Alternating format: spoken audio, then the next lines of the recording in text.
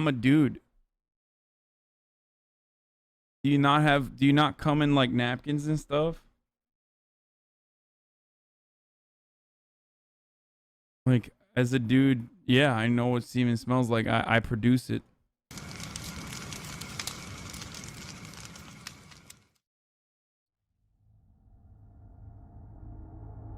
Fellas, is it gay to ejaculate? Like, low-key, you're touching cum. You know what I mean? It's gay to jerk your dick off. Imagine jerking a cock, dude. That's why I only self-suck.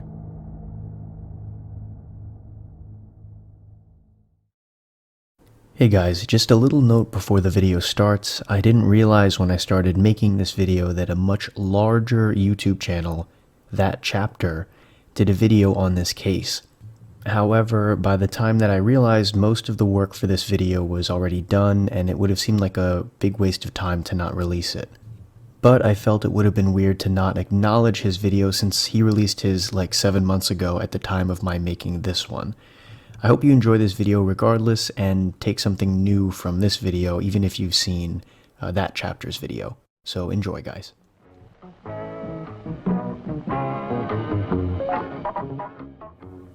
Should we just watch that then? Like, now I feel weird. Like, is this better?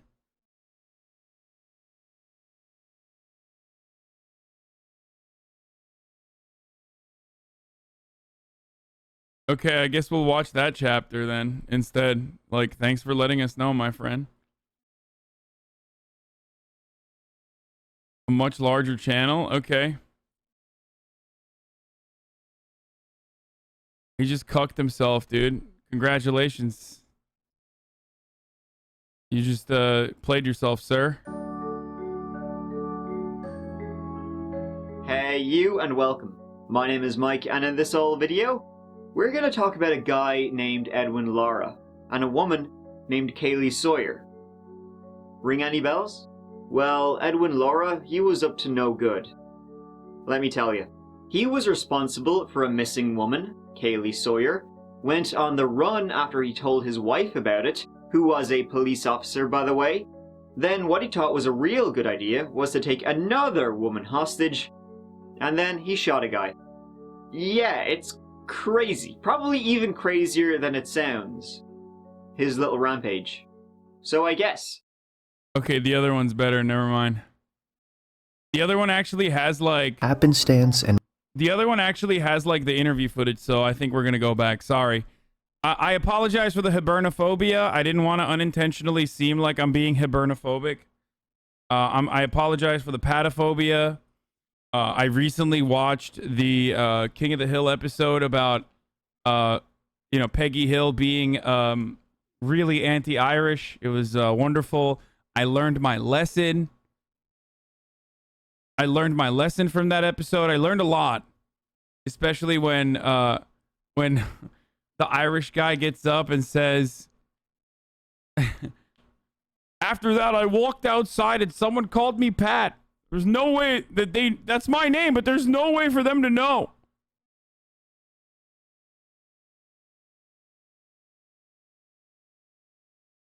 Apologize to Conor McGregor. All right, there's anti-Irish as a thing, or we're just fucking joking, dude. But there is a thing, yes. You're picking a fight with the wrong demographic, brother. You're picking a fight with the wrong demographic, brother. How fucking dare you?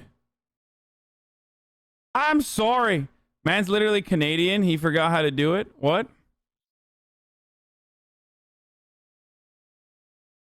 Random events are a tricky thing to wrap our heads around. And if we think too much about them, we'll most likely tend to live our lives in constant fear. Have you ever driven past an intersection moments after a really bad accident and thought, wow, if I was just a few minutes earlier, I would have been part of that accident? Or maybe decided not to go to a party only to find out that it got a little too out of control, and afterwards thought to yourself, really dodged a bullet there.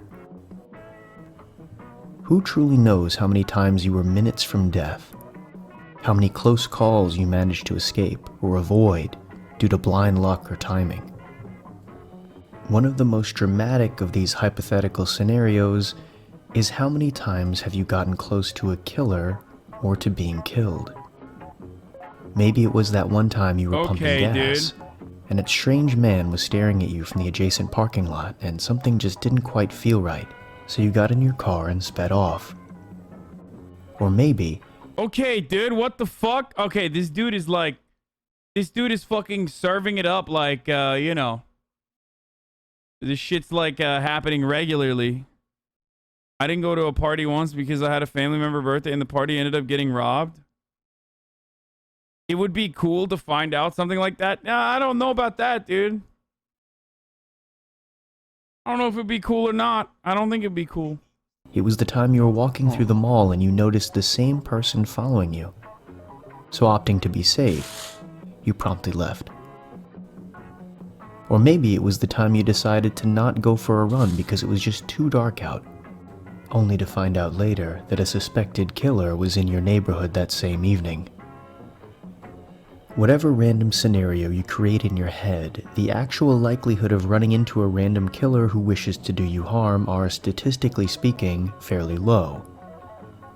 But not impossible, as the case we are about to go over will soon show.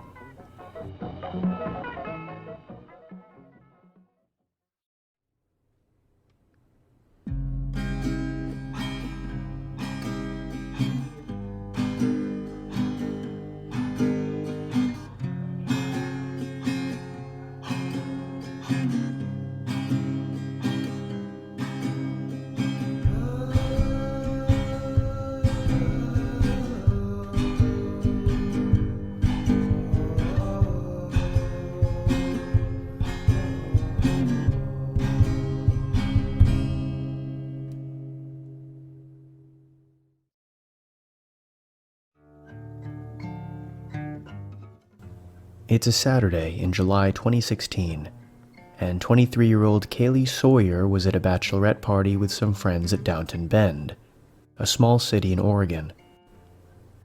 They partied for some time, but around midnight Kaylee was ready to go home. She called her boyfriend, Cameron Reemhofer, to come pick her up from the party. She lived with her boyfriend on the college campus, and he was fairly close. So shortly after her call to Cameron, he arrived to get her and met her and her friends at a restaurant. During the drive home, however, the couple got into an argument.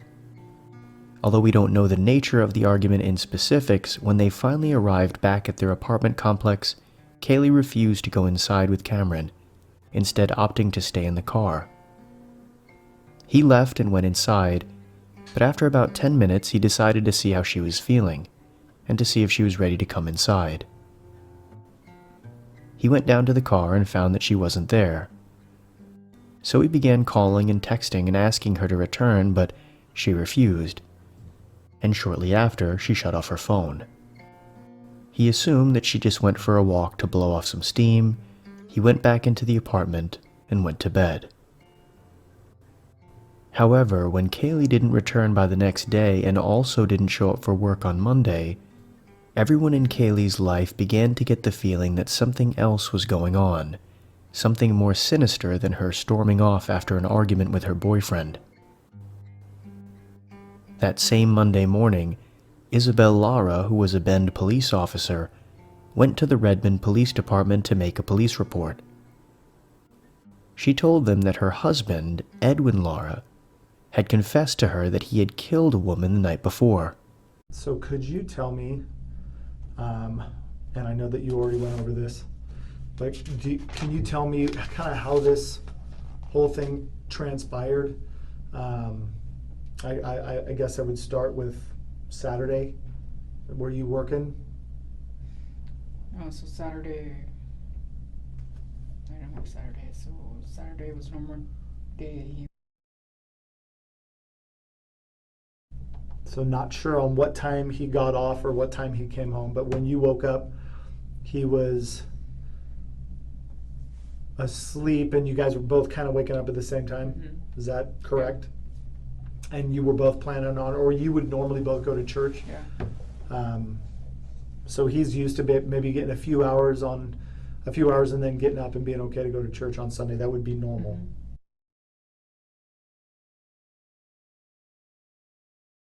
And he drives home, so he'll drive to work in his car and then drive their patrol car or their security car, right? Okay. So what time is church on Sunday? 9 in the morning. Okay. Is that, and where's the church? Are you noticing anything weird at all at this point? So he was very quiet, like on the way to church. Wasn't saying much.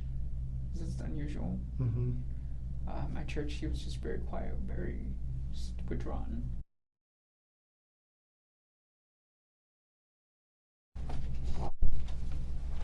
So it was strong enough for you. You didn't ask him anything about it at that point, though? No, because I'm doing training at work. Yeah. It's been stressful. Sure.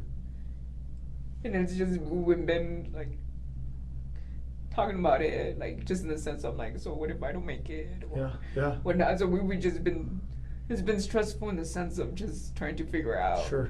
So I thought that maybe that's just, it was all together. Part So of I didn't push it. Yeah. I think he just says that. He's like, I kill a woman, that's what he said. And I'm like, what do you mean? Then he's like, I hit her with the car. And did he tell you which car? He said the security, the job, the car that they use at the job. And what did you say to that? So I'm like, what do you mean? What do you mean you hit her? And he's like, yeah, I hit her and I panic. And I'm like, what do you mean by you hit her panicking? What did you do?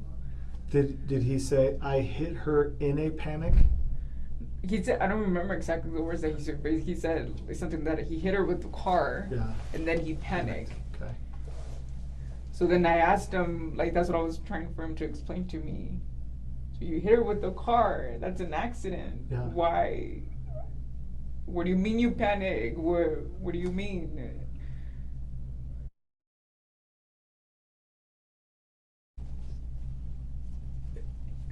It wasn't making any sense to me because I'm like, why would somebody do that, especially you, especially him? Like, it doesn't make any sense. Did he say when this happened? So he just said, He's just telling the story. he just at the, like, when he was working that Sunday morning, he didn't give me like a time.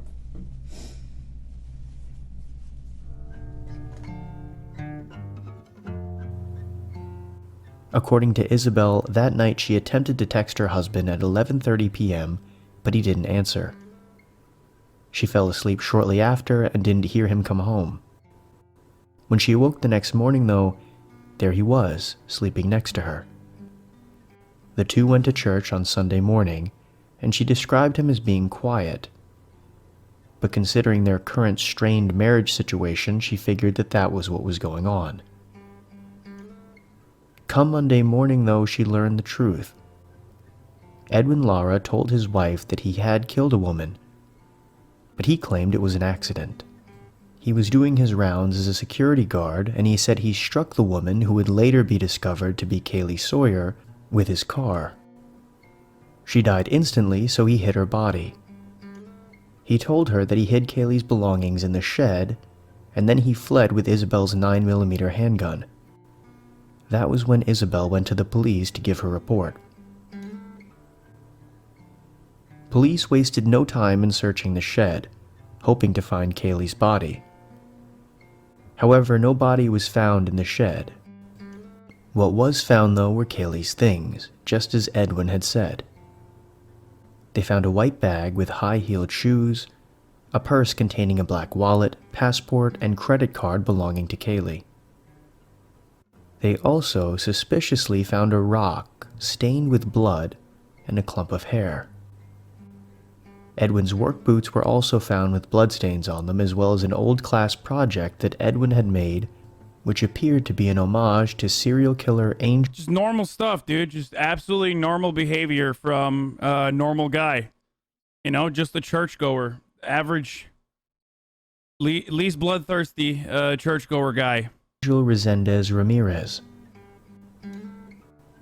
Meanwhile, Edwin was on the run. He swapped cars at his parents' house and proceeded to drive to Salem and carjack and hold hostage a 19-year-old Audrea Elizabeth Mays. He forced Mays at gunpoint to drive to Eureka, California, where he attempted to carjack a man named Jack Levy. Jack yelled for help, though, so Edwin shot him and fled with Andrea. He stopped at a gas station and proceeded to steal another car with a woman and her 2 teenage grandsons inside. He eventually dropped off the woman and her 2 grandsons, but kept Andrea in the car, even having her record a video of him at one point, where he apologized for his crimes. Hi everybody, I just want to say that I apologize for everything I've done. Most likely I'm going to get caught. And sorry about that girl in Central Oregon. And I also want to let family members, Andrea, that she's fine and she will be fine because so far she's been doing what I've been telling her to do. You know, and if you guys are wondering if I have done dirty things to her, no. Alright, I'm not that kind of guy. You know, I just killed that other girl, you know, and I regret it. I regret killing her. You know, she's kept screaming and I had to silence her forever. So, you know, like I say, she's still fine. We're driving, and she'll be home pretty soon. I'm sorry to her grandma and her family members, to her boyfriend. You know, I'm sorry for everything that I caused. Okay, and you'll see her pretty soon. Okay, tell the cops that not to shoot us, because if they shoot us, then that's not my fault. Okay, but sorry, everybody. Bye. On July 26th, Edwin called the police to turn himself in. He was arrested and brought in for questioning. Bro, he's a one limit murder guy. Like he's a one murder per murder kind of guy. That's just how he is. Like this is literally the case of XQC as a fucking person. Like if XQC in roleplay could be like a normal human being in the real world, this is what it would be like.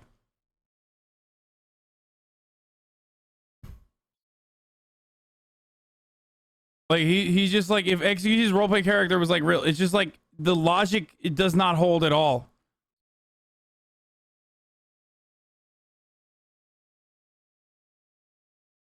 My man said, still better than most YouTuber apologies. True.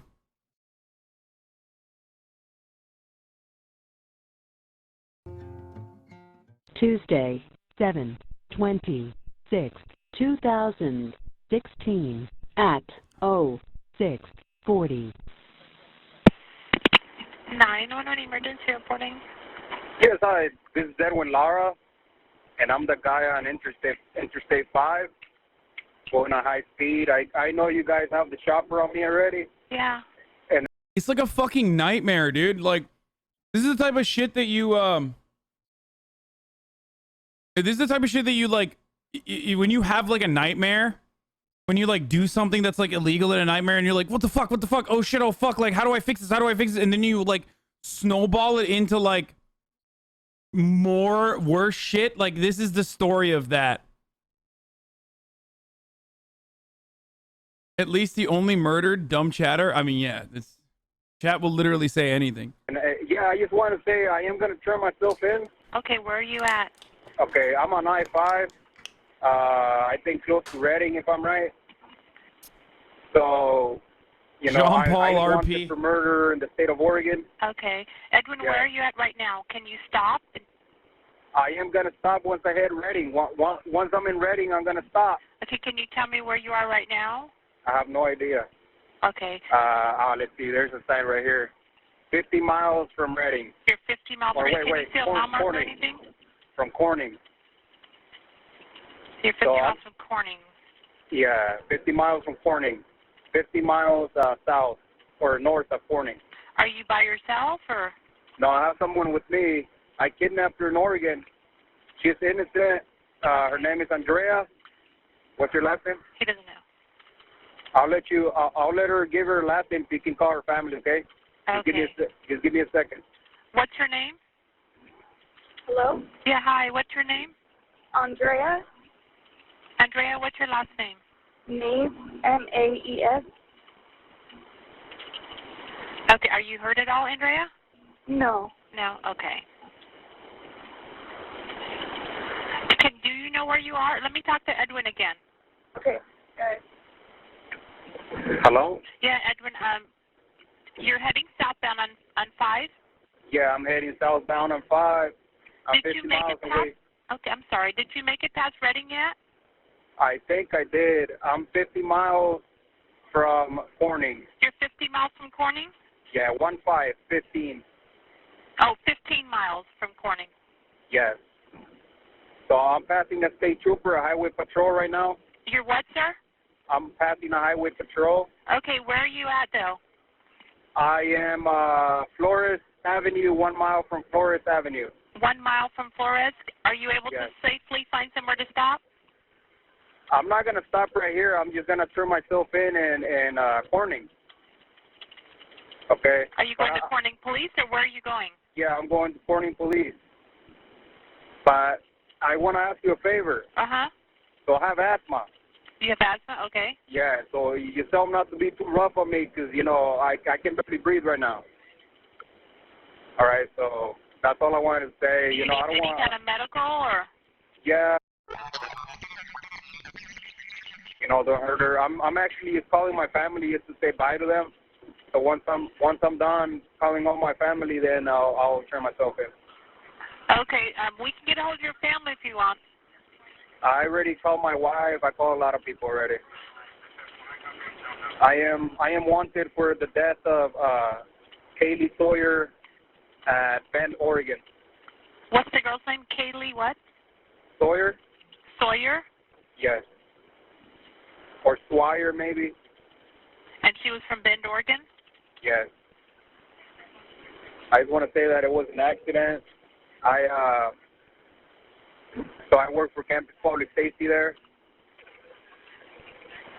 And she was really drunk, and I didn't see her, and I ran her over. Okay.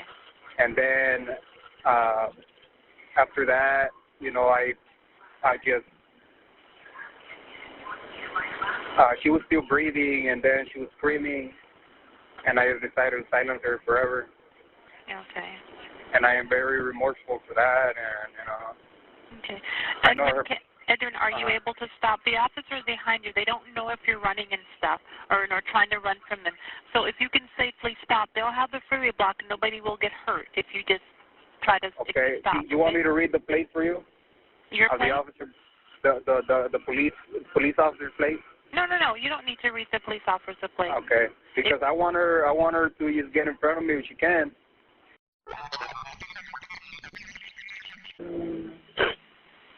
Andrea? Mm-hmm. Does he have his hands up?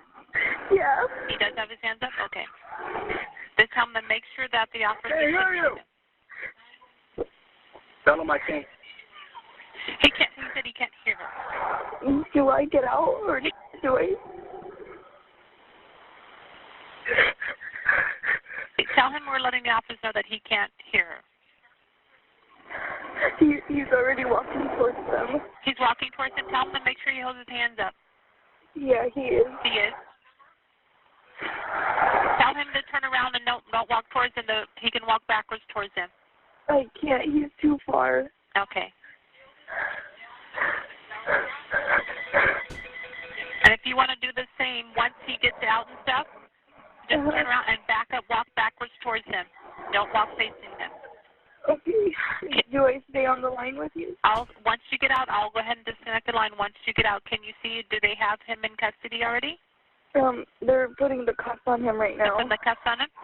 Yeah. Okay, I'm going to hang up and just get out, and you walk backwards towards him with your hands up, okay? Okay. Okay, Andrea, it's going to be okay. She told me to stay in the car. She told you to stay in the car? Okay, then whatever instructions they give you, then do that. Okay.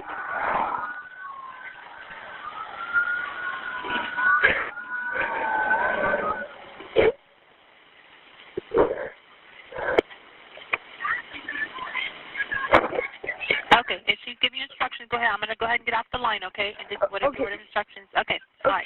Bye. Oh, my God.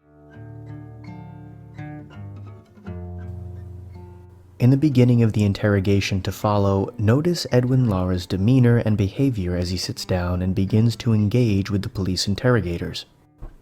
Up to this point, if he hadn't like kidnapped another woman and done all this shit, like you literally just be like, okay, this is a guy who fucked up. Except, you know, the whole kidnapping and I guess technically trafficking someone across the state lines part. Also keeping in mind his crimes. Well, he did say silence her forever, which was also very fucking insane. And what he knows he has done up until this point. At first, he appears casual, jovial even. And at one point, he even makes the joke, well, you know who I am. Okay, thank you. Hello, sir. Hi, no. My name is Sergeant Beckwith. I'm Mac. Wait, I shouldn't introduce myself because you guys know me. We know a little bit, right? So a couple things. We got some housekeeping items to talk about before we start talking about things. Those are going to be your Miranda rights and your right to a counselor. Okay. And then I wanted to talk to you, you know, just to let you know where I'm coming from, because it sounds like you've done a lot of good things, even to this point. A lot of good things. And so, bro, this is literally the this is literally what is known as the America technique, okay?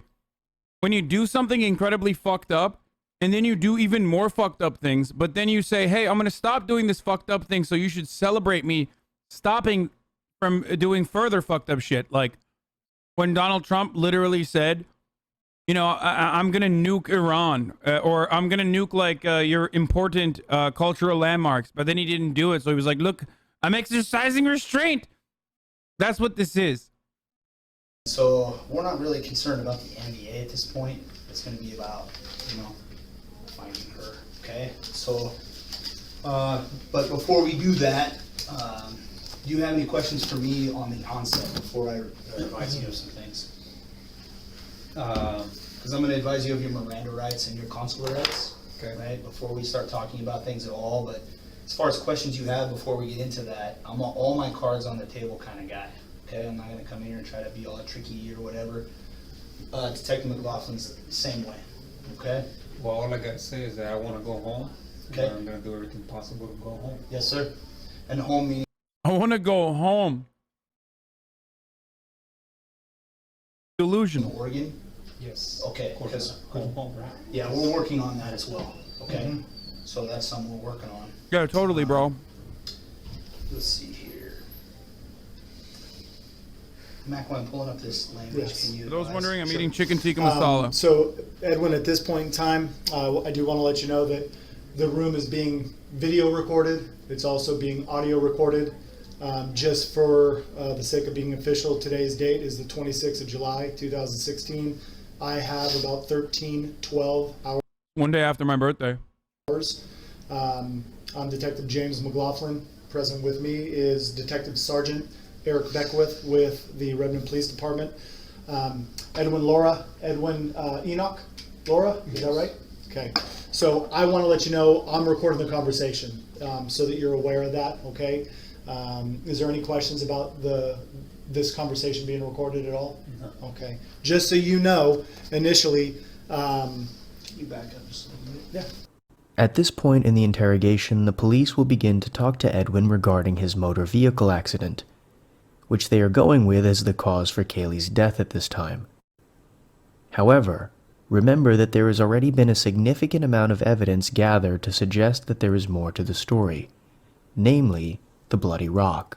You know, we've spent the last 16 hours talking to Isabel, finding out stuff about you with your family and those kinds of things. I know you got a heart that's probably pretty heavy, and you want to tell us some stuff about the vehicle accident, and that's why we're here, okay? So it's important that you hear what I just said to you. I want to make sure that you understand those rights that I just read to you. I do. Okay, sir. I also have to read you, these are your consular rights, okay? So I'm going to read this directly verbatim. All right, so here's the thing I just want to get to, the nitty-gritty. We have not been able to find Kaylee's body. Can you please help me find her body immediately before we start talking about anything else?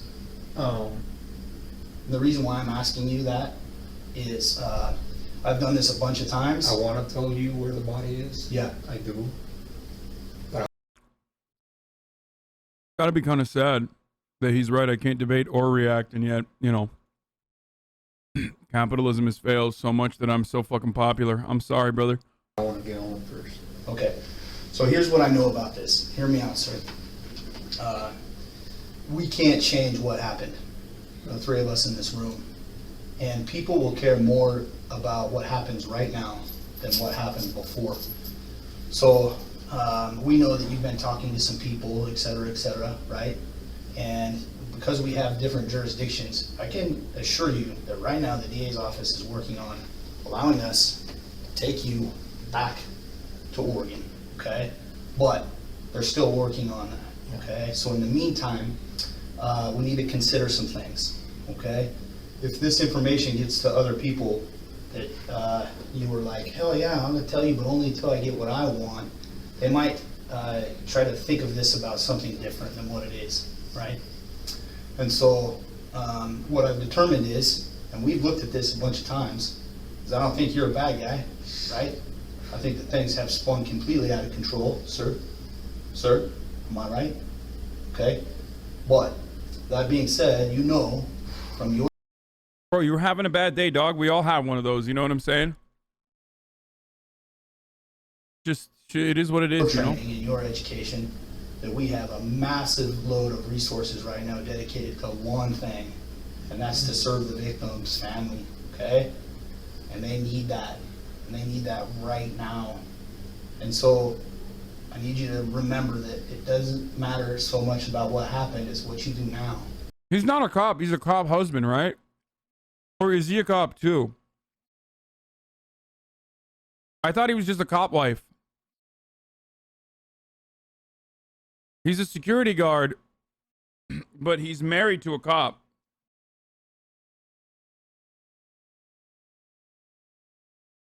Yeah. And you know this, man. Not A man wants to do a map.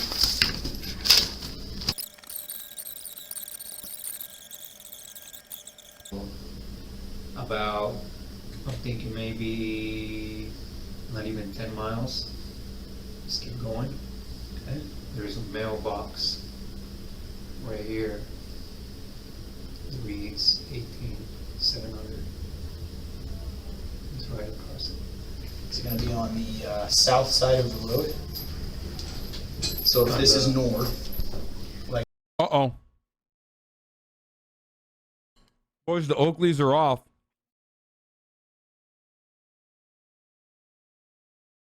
You know what that means, dude? He means business. Okay? You took them fucking Oakleys off, brother. Like the, you going to jail, bro. Yeah, that's north. It's going to be on the south side. Okay. And this is going to be east towards Redmond. At this point, Edwin... Those puppies don't come off even when I'm fucking, okay? Edwin surprisingly immediately complies to drawing police a map as to where to find Kaylee's body. He draws them a road leading to a mailbox and tells officers that her body is a short ways off to the main road in a ditch, and that they can't miss it. In cases like these, one of the main objectives of the interrogation is to find the body of the missing individual. With that completed in short order, police can now begin... Wow. I didn't know that that was one of the main objectives. Breaking Thank you. Edwin down and figuring out exactly what happened. It's probably reasonable to speculate that the reason Edwin was so willing to give police this information is because he thought he could still get away with the explanation being a hit and run. Just in the ditch itself? Just in the ditch. Okay, it's outside of the highway across from that mailbox. Correct. You're doing good, Edwin. You know what? This is not easy. I mean, you might be a little bit scared. We're going to hear what you have to say. We really, really want to. I'm thankful, and so is Sergeant Beckwith, that you know what the right thing to do is right now, and that's to help us locate her. It is kind of cop brain to think that, like, oh, I hit someone over, I ran someone over, I hit the body, and now I'm taking a hostage. Like, it's just like an escalation on top of an escalation on top of an escalation of force to think that you can, like, you know, shoot your way out of a situation like this. They should have just hired him on the spot after that. For her family, for the community, for us, for you, for your wife, all that good stuff, okay? So I'm thankful to you. I want to say that right away, that you hear what this man has to say and that you've got a heart inside of you. And I know, because I was in your house. I saw the Bible. I know you thumb through it a lot. I see that you've tithed for months consecutively. I know you have God in your heart. One of our favorite criminals and their defenses was, in my opinion, Jodi Arias, who faked being like a Christian who loves God in an effort to use it as a defense. If you recall, she said, "How could I have murdered? I love the Bible. It's one of the 10 commandments to not murder." I wonder if he will engage in that defense as well, because it's a really good one. It's airtight. Okay, and that's just not a trick. That's eternal, right? You know that. When watching these police interrogations, it is always interesting to see how the interrogators will create a narrative of how the suspect views themselves to make them more pliable to talking. In many cases, they will appeal to the individual's personal morals, saying things like, "I know you aren't a bad person," or "You just made a mistake. Everyone makes mistakes." Interrogators will use these lines and tactics even for individuals who have committed the most heinous crimes. The idea behind this is that they are allowing the suspect to keep their disillusioned moral view of themselves and feel more comfortable to express the truth without feeling totally condemned. In Edwin's case, they appeal to his apparent connection to religion, God, and prayer. But I'm not talking about this moment. I'm talking about the big picture. It's called the ego up technique. This guy won't even mention that. Damn, bro. I feel like I literally have a criminal justice minor now. You know what I mean? I watched enough that, like, I watched enough of these fucking shows that I literally feel like I know. That's it, dude. I have a criminal justice. I have a criminal justice degree now. Straight up. All you have, on the other hand, is a top of the hour ad break.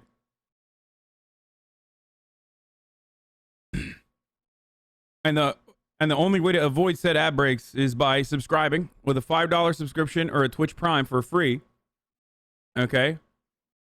Yeah, whatever. Shut up. Everybody was throwing up tomatoes already. Oh, Puggo tomato time. Puggo tomato time. Puggo tomato time. What do you want me to do? Okay? Get fucked. The ad's coming. Okay? You can use a ad block if you want. You can use a VPN, or you can subscribe for free with a Twitch Prime. But the ad comes for all. Using murder to sell ads based? Oh, absolutely. Okay, and so I appreciate your honesty. So, what happened, man? What happened? Like the straight up, what happened? So I was putting the signs up where there was an event going on at It's a school, college. college. Cyclist event or whatever. You know, I was in a hurry because I want to get out of there. And I was going to turn south on College Way on the D4 lot. So I was going to turn south on the do not enter area there. And I didn't see her. She was wearing all black. So I was in a hurry, so it was my fault. And I wasn't expecting anybody, you know, at that time of night. So I just turned and I mean, I didn't hit her that hard. I just bumped her with the the patrol car, bumped her with the front rack, and she fell down. And at first I thought, first thing I was, I killed her, but I didn't hit her that hard. So I got off the car, and she was really drunk. And then she looks at me, and then she started screaming. She started screaming at you. So she wasn't even fucking dead, you psycho. She did.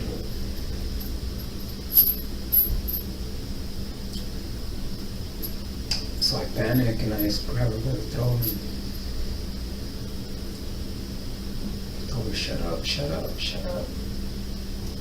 So she passed out. I put her on the back of the patrol car, drove her up the B12 lot, and then I was panicking, I didn't know what to do.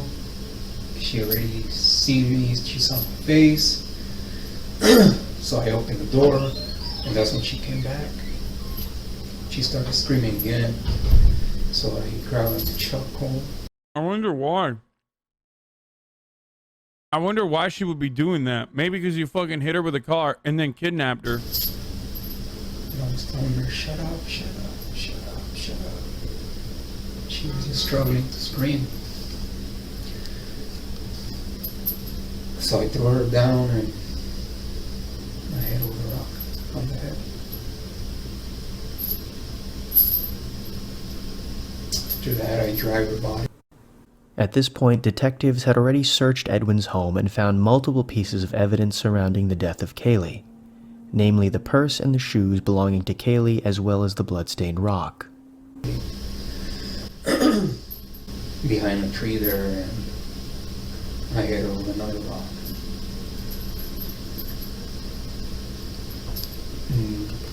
And that's when I think she died because I heard her breathing, her last breath.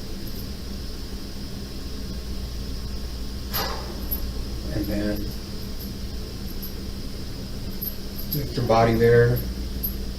I went. Why did he keep a memento instead of burying it? To the Zelda gym. I tried to wash off all the dirt from my throat. I had a stain on my shirt. I was wearing the bike patrol shirt. I had a red stain. I couldn't take that off, so I started washing my pants and my boots. Burying the fucking rock, chat. I went into the men's restroom right in front of the main entrance of the south entrance of the Zama. Then after being there, I just walked towards the women's gym or shower, and I went into the shower and I started washing off all the dirt from my pants. And then I looked at the watch and it was like 1:50 or whatever, and my shift was almost over. And I know Adam Leader was in the office, so I'm like, hey, I'm usually never late. I'm out of here right when my shift ends, so I better get there. So I got there like around 2:01 or something like that. I was full of dirt, and he wanted to talk to me about something. And I wasn't facing him because I saw this scratch in my face. And I was scared that he was going to see it because I knew that you guys were going to investigate us. I knew that for a fact. Because I'm not dealing with stupid people, right? Yes.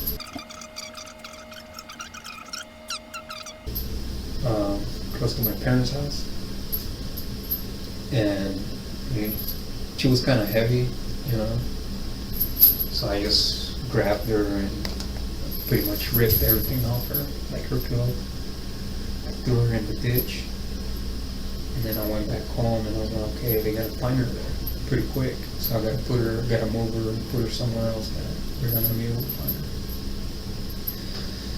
So next day, actually it was the following night, while my wife was sleeping, I just got up without her noticing that I was, when I left, and I wanted to move the body again. And okay. Not that this guy was like even remotely smart to begin with, considering that he thought he could get out of it by like kidnapping another person. But why does he think like describing every minute detail that makes him more guilty than before is how to go about this? Like, not to fucking defend the murderer here, but like, I think this is called admitting to everything technique, where you just literally straight up reveal every single fucking detail that makes you even more guilty than the previous second. It's fucking wild. Like, he's even talking about how he like fat shamed her and shit. I was feeling really bad about what I went through. 'Cause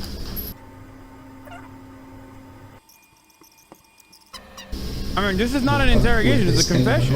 Like heavy, you know. And I'm like, so I knew that from the moment I told my wife she's going to turn me in, because I know her. And she loves her job and she loves what she's doing now.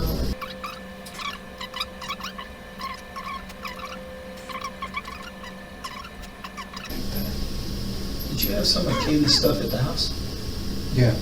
Can you tell me? Like, all it took was for the cop to literally mention God.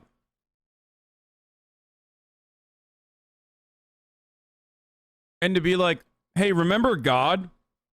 And this guy was like, oh shit, you're right. Here's everything I did that was illegal and horrible.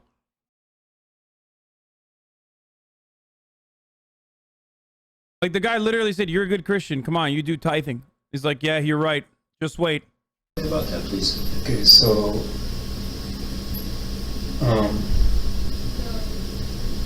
so I grabbed it from the patrol car and I put it in my car with the intention of getting rid of it, because I actually grabbed her phone from the purse with my bare hands. I didn't use any gloves, so I was scared that my fingerprints were going to be all over that purse. So I grabbed the purse and I put it in my car, because I'm like, well, I don't think there's fingerprints in her body, you know, but there's fingerprints on the purse, so I can leave the purse here. So I grabbed the purse, and when I was driving out of the campus on Portland Avenue, I threw the phone on the Chutes River. Is that the Chutes River? On the park? Yes. So I threw the phone in the river. Which phone is that? Her phone. Where was it? It was in her purse. In her purse. Why did you throw it in the river? Because they were gonna find it. You know, if I throw it somewhere else.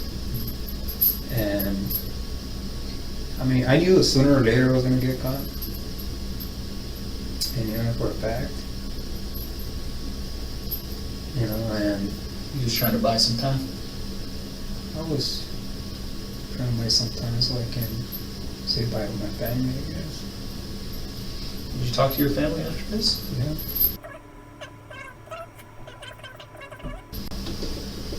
So a couple things you need to understand, and we're finally getting to the real problem here, we really are, is you knew she was never getting out the car the moment you shut that door. Here, you'll see a distinct shift in the behavior of the officer. Up until this point, they've been somewhat quiet, reserved, almost coaxing in a way, trying to... Motherfucker, they didn't have to talk. He was leaking like a fucking faucet, dude. They didn't have to do anything. Like, he just literally just fucking... He self-reported to way more shit than, like, they even knew.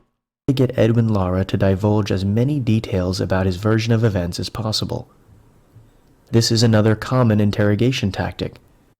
Allow the accused to say as much as possible, give as much detail from their perspective of events, and then pick apart those details and events in areas where the evidence or their own story don't line up. This serves to put the suspect off guard and more likely to make a mistake or change their story, making them seem like a liar, which will serve the prosecution at trial. So at this point, you'll see the interrogator begin the first major confrontation of the interview as he begins to poke holes in Lara's story. Well, let me finish. You need to let me finish, right? Because I know this, okay? Because you said we were hookers. She's like, no. Immediately you go to give me your purse and your phone. Well, I knew she wasn't going to get out. She She wasn't gonna survive that encounter, was she? No, it Because was. you can't rape her and let her live, can you? And she can't make a phone call if you have it. I wasn't gonna rape her. Well, you can't let her live. Edwin, we're missing something here, man. Look, yeah, I know what you guys are thinking, and it makes perfect sense. It does. Because Why would you ask? Why would you ask for her? What the fuck? Okay. Why is he saying, I know what you guys are thinking, it makes perfect sense? Like, what the fuck? Also, why did he rape her? Like, where did that come from? I mean, he might have. We have the benefit of hindsight, but I don't think these cops knew that yet, right? They haven't found the body yet. Purse, what was in your head that made you want her purse? Because, you know... Just in case she had a gun? She could defend herself? She was going to use her phone. To call 911. Call for help. So, but listen to this. According to your story, this is where it does not make sense. If your intent isn't already there to do some kind of harm or some kind of evil to her, some friggin' evil that's there, bro. It's there. You just gotta face it down, man. Oh my god, the fucking clenbuterol is jumping out on this. Anavar. That's the Anavar slam right there, dude. I told you boys, dude. Hey, once those Oakleys get fucking taken off, the moment he puts those Oakleys back on, it's a wrap, dude. This is what is known as the Kyle technique, okay? Absolutely zero dry walls will be left unfucked in the aftermath of a Kyle technique. Yeah, put the Oakleys back on, it's done. It's over. Cower away from it, you face that damn thing down right now. If you know the only way, if you don't have intent in her head, your thought is, I gotta keep that phone away from her because she's gonna call for help before anything bad's even happened.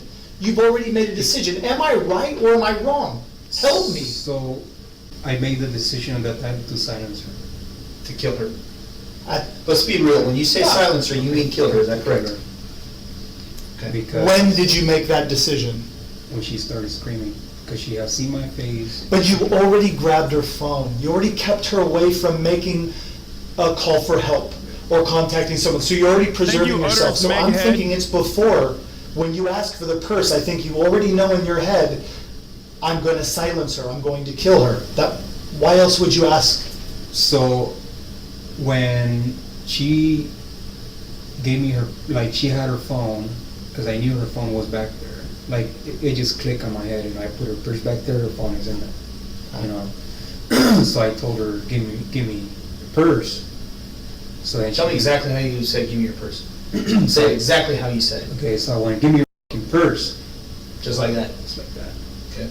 So she hands over the purse, and I'm like, "Your phone is not in here." And she goes, "Yes, it is."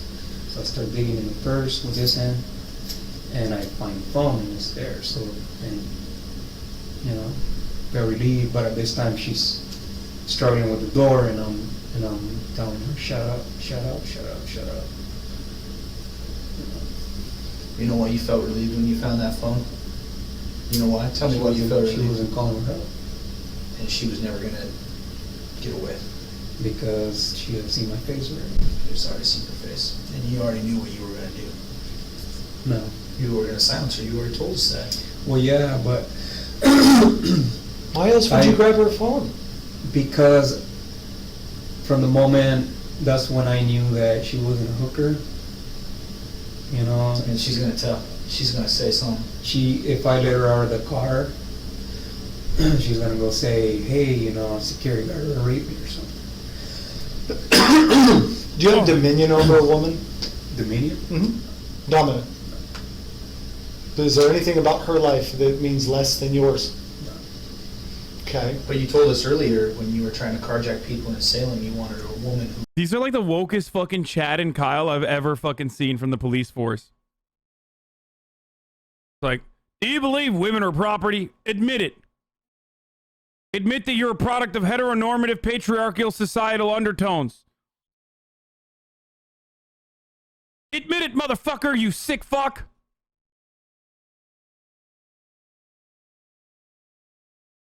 Was weaker woman, because I knew a guy was gonna fight me and I didn't want to kill anybody. Right. So you have dominion.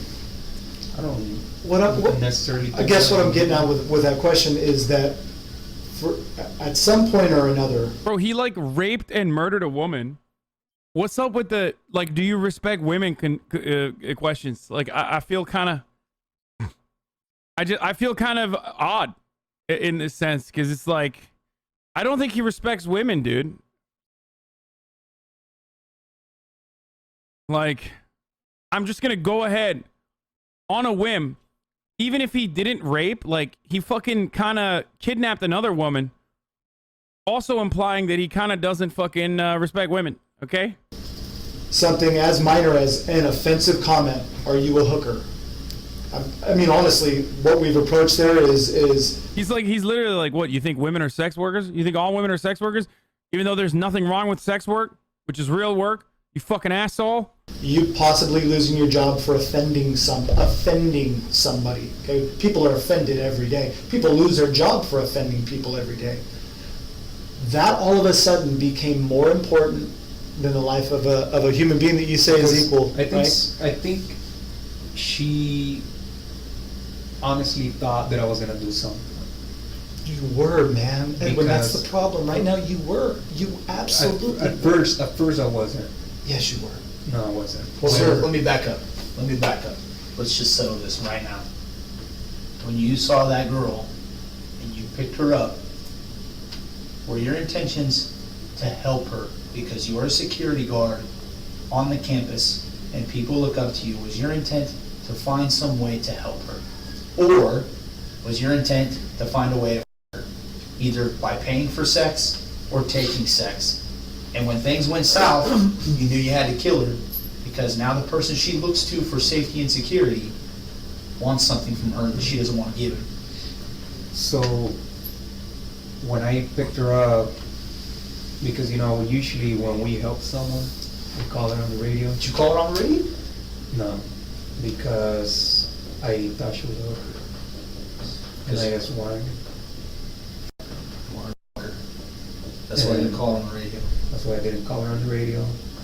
And when I realized she wasn't up her, I felt discovered. Oh, crap. Is this addressed to Dad? Yeah, the last one is for CNCC. Okay. I think it would play pretty well on recording if we read this out loud. It might show some of your emotion. Might show... You want me to read it? I would love you to read it. Thank you, sir.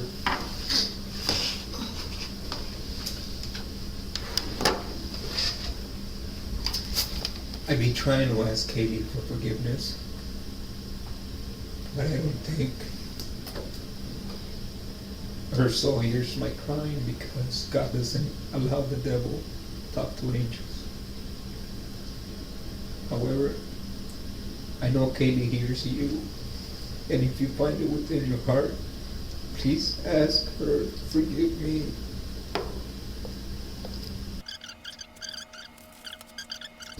Dude, this is all over the place, bro. This guy is just like what is going on here? You know what I mean? He's like a rapist murderer who also is like simultaneously upset with his actions or something. Like, what the fuck?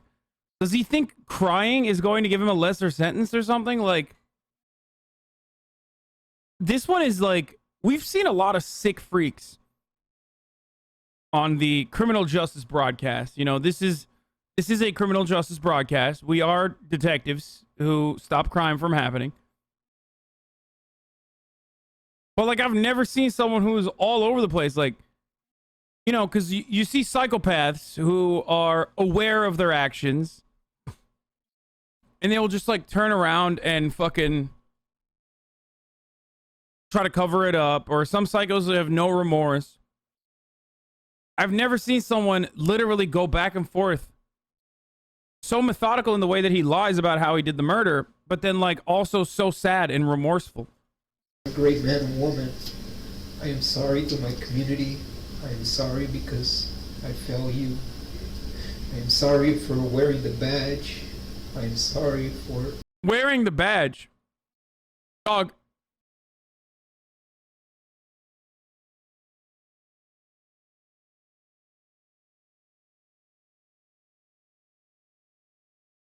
This is literally what the thin yellow line Andes are, dude. The people that like have the the auxiliary officer line flags. My man said the badge, bro. You are literally a campus security guard. Ever being part of CPS, I ask the college and community to forgive me. I am sorry, Jim Bennett. I fail you. May Kaylee Sawyer rest in peace now.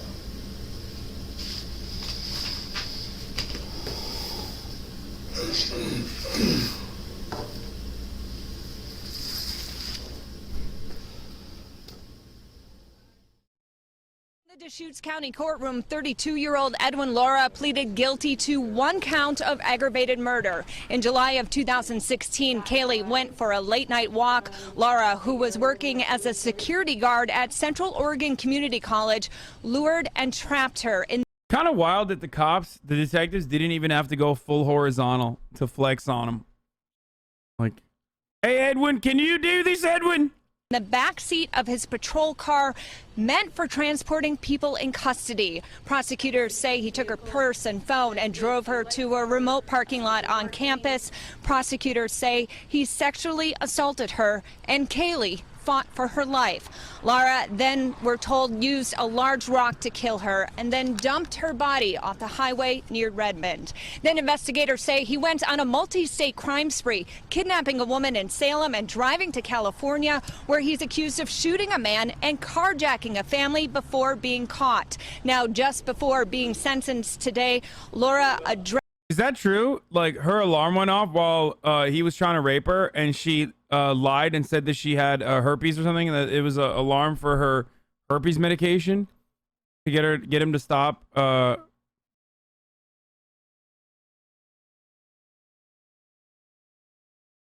That's crazy.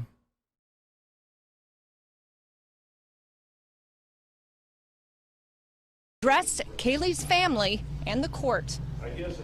God Almighty, who art in heaven,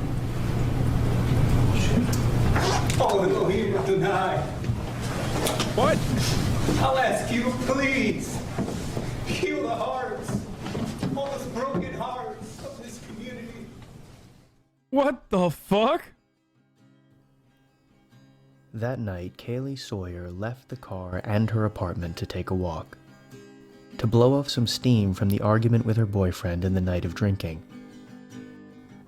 It's possible that she had walked that same route before, but as happenstance would have it, that night would be the last walk she would ever take. Okay, dude, the way that they fucking editorialize like these parts blow my mind. Had like... Edwin not been driving by that night, at that moment, or if Kaylee had decided to walk a different way, or instead go up to the apartment, or even stay longer with her friends at the party, life for her friends and family would be very different today. But pure chance put Kaylee into the path of a predatory killer who ended her life far too early. A killer who now sits behind bars, where he will stay for the rest of his life.